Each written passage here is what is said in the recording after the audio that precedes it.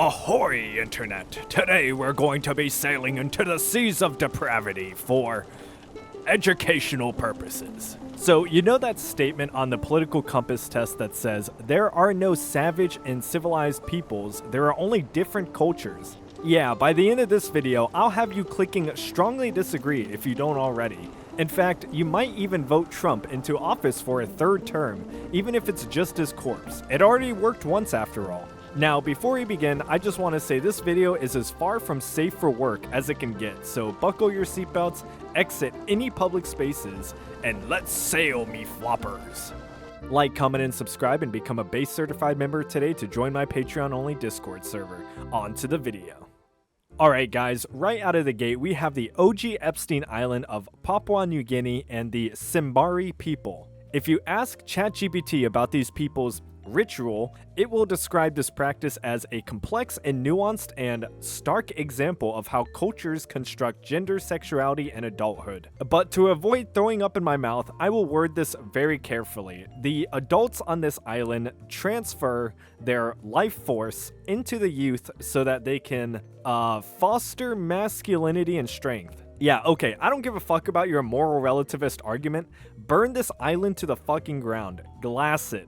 Do whatever you can to eliminate whatever traditions these people want to spread. It seems like our federal government took a liking to their culture, unfortunately, so we may see no progress on that front, but dear God, we have a military budget for a reason. It's worth noting that there is some criticism and debate, as the guy who documented this practice, Gilbert Hurt, was one of very few to do so. There's no eyewitness accounts of it happening, but rather testimony from members who grew up in the tribe, at least from what I found, and one of the arguments is that this was just some kind of sick joke, I guess, to play on the tourist, but do I look retarded to you? I know these people didn't get their comedy degrees from Diddy University, so I'm not taking any chances here. Blow it the fuck up. But anyway, let's move on to everyone's favorite culture and religion, Judaism. Now, I couldn't care less about the Israel-Palestine conflict. As an American sitting in my bedroom at 8:11 p.m., I'm a judge individuals by their actions enjoyer, but we gotta talk about this. Have you ever thought about role-playing as a vampire during a circumcision? No? Me too! Mezitza Bipa is the Jewish tradition of sucking the blood off of a child after a circumcision.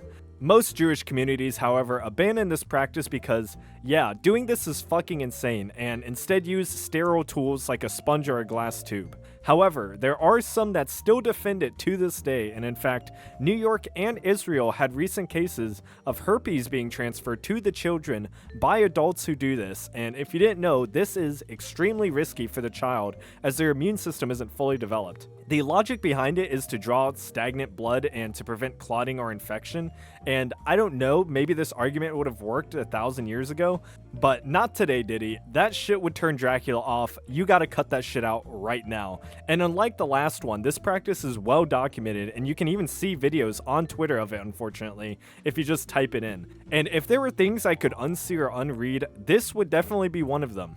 But let's go across the world to our second favorite country, India. Now, India is a massive country with 28 states and many regions within those states that each have their own cultures, languages, and people. But today we're going to be talking about a specific festival called Gaur Haba, I think. I don't know. I can't read fucking Hindi. Or Cow Dung Festival in Guma Tapora village, I think.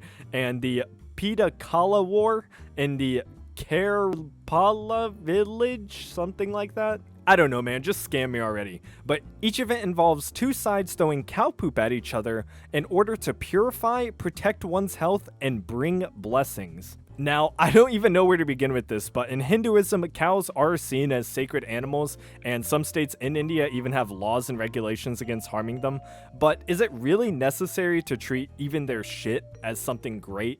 I really don't see why we need the E. coli Olympics to celebrate something that both smells bad and makes you literally unclean, but a lot of the more modernized parts of India see these traditions, much like ourselves, as backwards and retarded, and I just thought of this analogy. It's like how you're still legally allowed to marry your first cousin in a lot of the states in the US, and it's not just the South, by the way. You can also do it in New York and California, and I'll just put a map on this screen real quick so you can see which states allow it.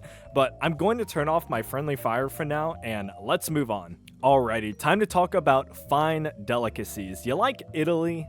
You like cheese? You like when flies lay egg in your cheese and create maggots to accelerate fermentation so you can turn that shit into a dip? No? Well, I guess you just don't like white culture then. Fucking racist. You see, in Sardinia, Italia, this used to be a common practice among the locals, and instead of letting food go to waste, they turn it into a maggot cheese pie. And if you thought food poisoning was your main issue, no. The maggots surviving digestion and burying themselves into your intestine should be the primary concern. You see, there's nothing morally wrong necessarily with an adult choosing to eat this wonderful meal, but we live in the modern age and have like infinitely more options on what we can eat, and still choosing to eat cheese full of maggots is fucking retarded. In fact, the EU banned you from even making the cheese, and for once I agree with them. This is what happens when we give Italians freedoms, guys. Now that we ripped the band-aid off, let's talk about some things that just fucking annoy me, and probably many of you also. They're not necessarily cultural practices, but they might as well be, and you'll know exactly what I mean. Sitting in the middle of the fucking road to protest climate change. Now, this isn't something that happens much in America as it does Europe, from what I see online at least, because trust me, if you tried this shit in America, there's 100% going to be a crash out, and you're either gonna get hit by a car or a bullet, depending on how long you want to test the waters. You know, there's very few things that would piss the public off more than potentially blocking emergency service vehicles, so congratulations, everybody hates you now. And to wrap up the video, I wanted to talk about the prevalence of Botox in Western culture, particularly among young people. Imagine paying to make yourself look uglier. We have 20-year-old women looking like they're about to reach 40 by the time they're 25, and it's even worse in Asian countries too. Just do a little bit of research on the amount of plastic surgery that happens in China and especially South Korea, and you'll realize how cooked modern beauty standards are. Like, the Kardashians have truly destroyed a good amount of modern women, and maybe this is too soon, but after Ozzy died, I was shocked looking at some of the coverage and seeing how Sharon Osbourne looked after her plastic work, and unfortunately it looks like Kelly Osbourne is following that same path.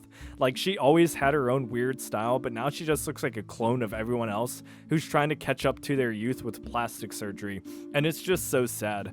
But anyway guys, that's retarded cultural practices that I found in my research. If you liked the video, like, comment, and subscribe. Thank you to all of my base gods, base legends, super based, and base certified members, and I will see you guys tomorrow. Peace.